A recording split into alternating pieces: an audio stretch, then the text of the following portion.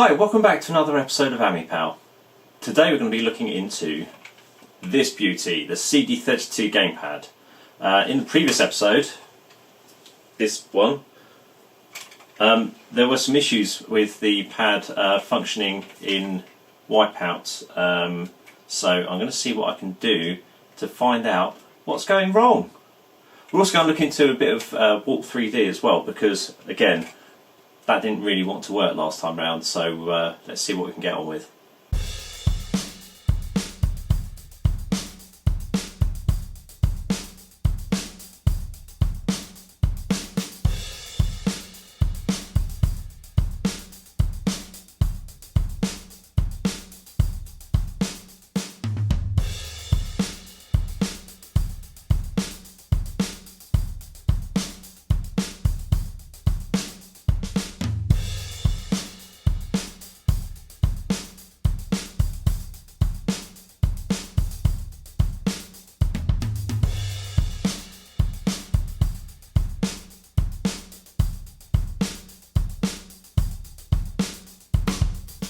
So you're probably wondering what all that was about. Well, I've done some work in Blitz.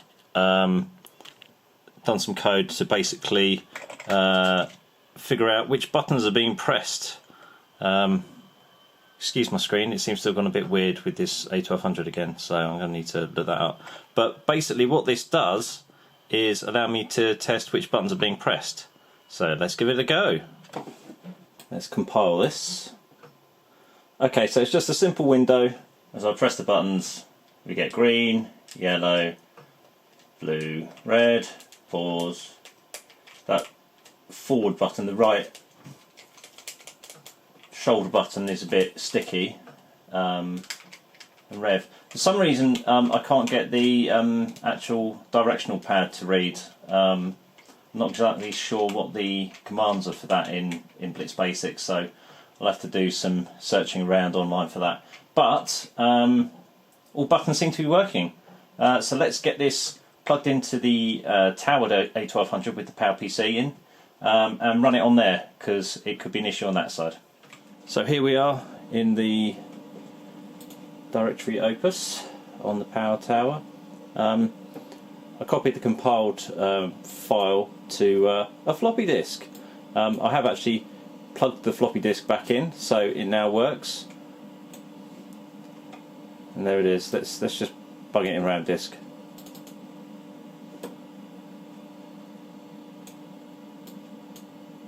Okay. So there it is. Up there in the top corner. Here's the pad. Let's press some buttons. So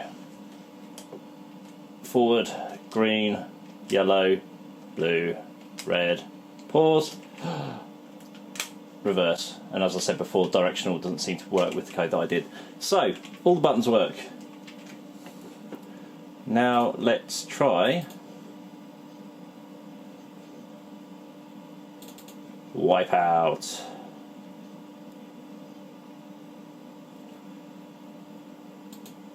Let's select a bit more of a better screen.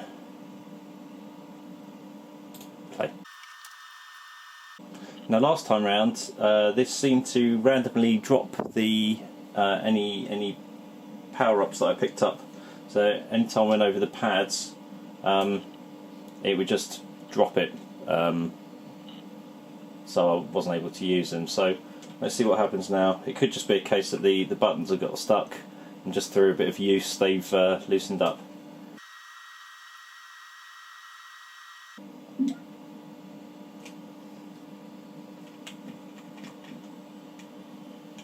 So it's not randomly going to the left anymore.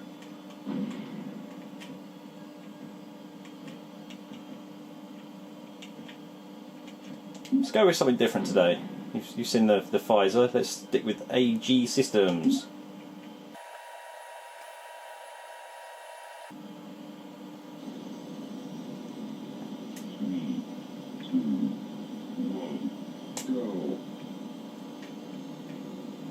And the AI players go shooting off into the distance. Let's try and stick going forward.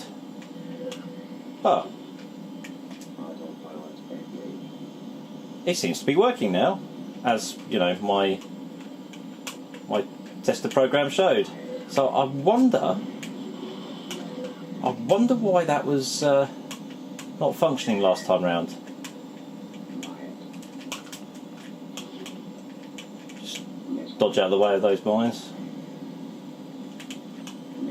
It certainly makes the game that little bit more playable when you can actually press buttons and know that things are going to happen. Whoops.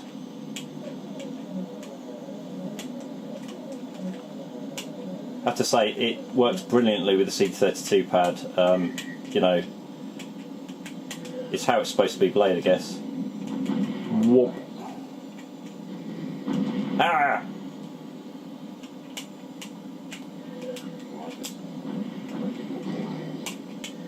Well, they're all firing stuff at me. I could have saved that, couldn't I? Oh well.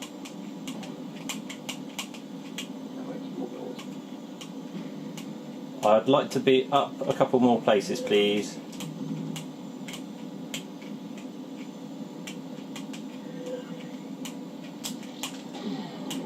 Missed. Oh, here we go. Can I do it? Haha!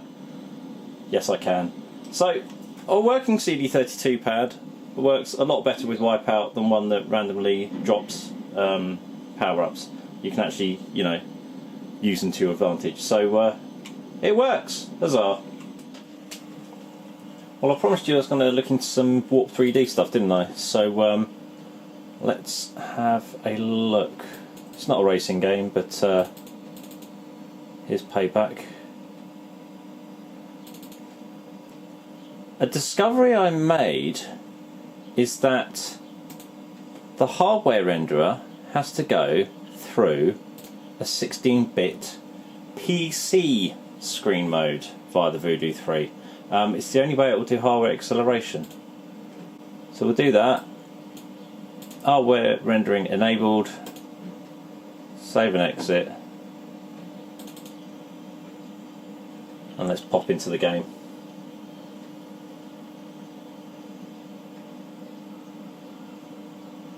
I said I'd get rid of the on-screen display from the monitor, didn't I? I've actually shortened it to 5 seconds because I think it's still worth seeing what resolution it's picking up from time to time. I've still got the CD32 pad plugged in here, so we'll see what the controls are like for that. And hopefully it's still working.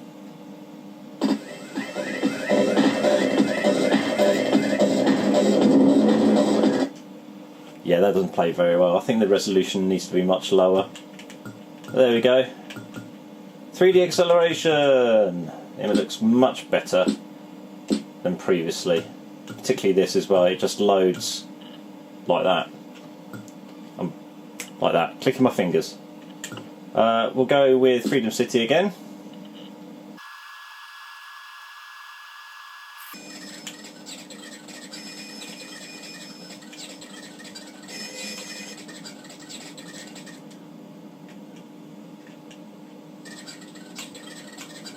Let's go and find a car, shall we?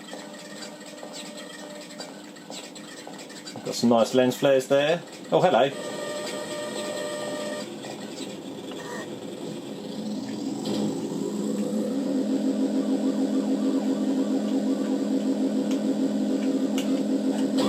Hey! So yeah, this runs. Oh, must be a wall there, or a fence. This runs much nicer than previously, doesn't it?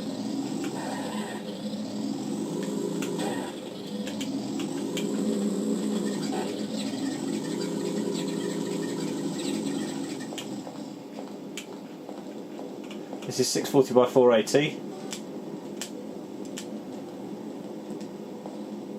Just find the right button to actually get in the car.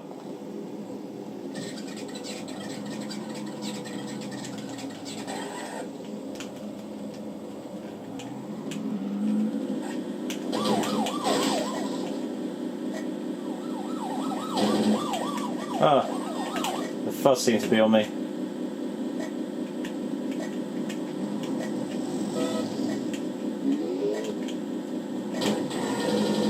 unbelievably, this was actually ported to the GBA in Game Boy Advance, and I believe you can also get an iOS version for the iPhone. Not sure if it ever made it to Android. I've never seen fit to check, but just shows the power of what you carry in your pocket these days. Sorry about that.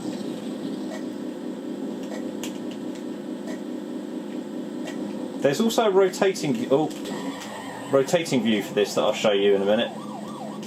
And there's a reason why I haven't got it. Oh, come on! Why I haven't got it enabled currently. Car's getting a bit bashed up now. Well, if you will put the police in the way when I'm trying to do this.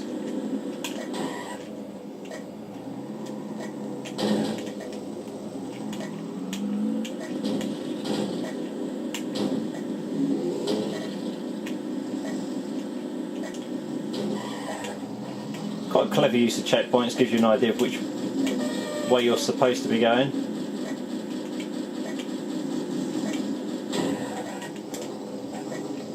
Come on!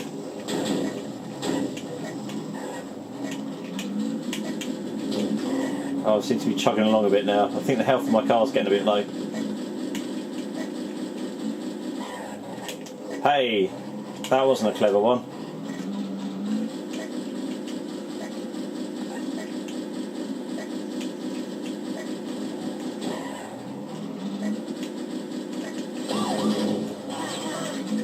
Yay! So yeah, that's payback. I'll put the rotating view on. I mean, it works. It's just maybe slightly more blocky. Okay, let's actually try it without me trying to get killed. Clearly. Okay, so we're in a fast car now. See, it's got a good frame rate when you're going, it's just a bit difficult to actually see what's going on sometimes. You know, when the police come along and they start shooting and their lights are flashing.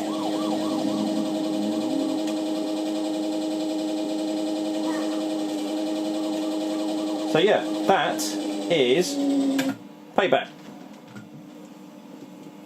Okay, next up on the Warp 3D front, we'll give Quake a go.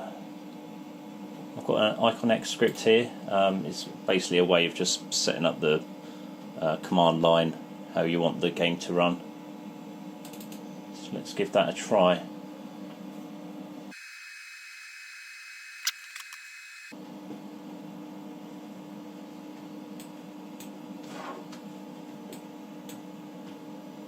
Again, I haven't really got the control set up properly, but it's working properly. Not really sure what's going on down here.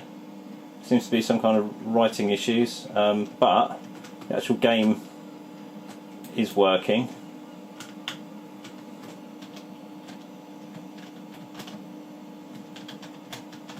Well, I'm not really sure how I turn. The mouse look. It's gone a bit iffy.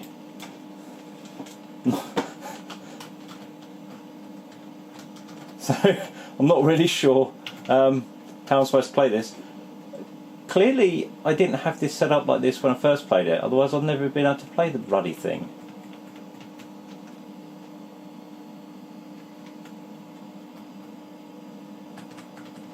But I mean, I'll have to set this up another time. But you know, you can see it at least runs. I wonder if the CD32 pad still works with it.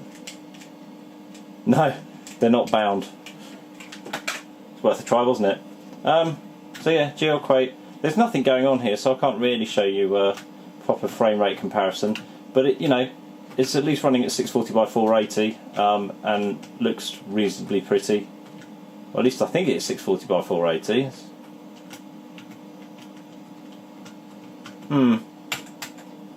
Let's quit and have a look at that iConnect script.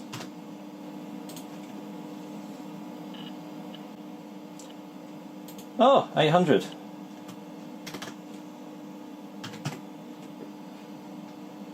Well, it's got mouse look on.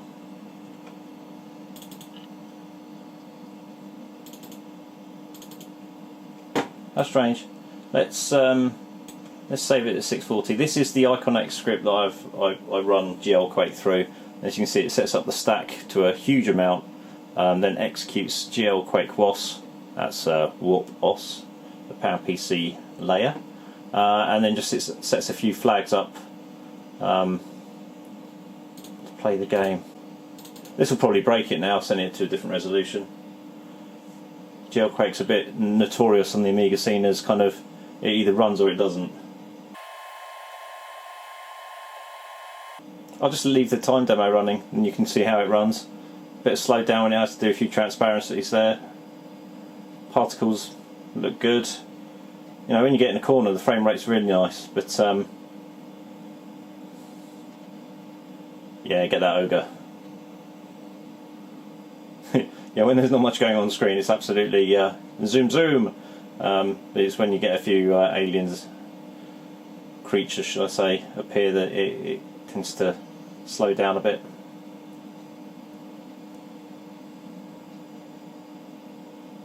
But it is playable.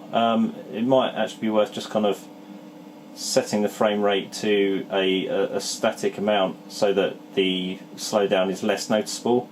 You know, I don't think there's really much point yet going up to 120 FPS, even if it does. Might as well just limit it to 30 or whatever's closest to the slowdown, I think. So yeah, that's GL Quake. Let's quit that. Gotta go. And of course the third game is Wipeout. But funnily enough, despite the other ones actually having PC screen modes selectable, Wipeout doesn't. I've been tearing what little hair I have left out in order to get these 16-bit PC screen modes to show up on the lister, on the requester. They don't. It doesn't seem to matter what I select. I mean, it won't even do it on windowed mode, and this is a PC screen mode that I'm using for Workbench. They're just not in there, and because of that, it won't allow the hardware acceleration to be selected. So I'm stuck with software mode until I can find out a way to actually get Wipeout to pick up Warp 3D. We know that Warp 3D is on there because we've run games against it. Let's go on to name mode. Okay, so this is a directory opus lister. It just makes kind of looking through files a bit easier. And libs, that's libraries. There's Warp 3D. There it sits. Graphics drivers. Warp 3D, Picasso 96. All three of those are in there. I did have this set up so it actually showed volumes, versions. There we go, it just took a while to pick up. So 42, 42 and 1.0. I'm not sure if there's a newer one, I'll have to have a look, but currently that's what I've got installed. And then hardware drivers. They're all the Avenger ones in there. And they're all 4.2 as well, so I'm not really sure what's going on. Something to delve into. Again, if anyone has any ideas why certain things aren't working or not, comment please, because I know Warp 3D is a bit of a odd bedfellow anyway, but it would be good to get Wipeout working, because when it does work over Warp 3D, it runs absolutely beautifully. So there we have it for another episode. I hope you found some of that informative. If you fancy it, I'll try and stick some more Blitz examples up. That was really just me tinkering to try and get something working in about 45 minutes. So yeah, I enjoyed putting that together because it was providing a solution to an issue. and you know, actually using the Amiga in a productive capacity. Again, if anyone's got any other ideas about Warp 3D and why Wipeout continuously wipes out, sorry, please leave a comment. I'd appreciate it. Thanks for watching.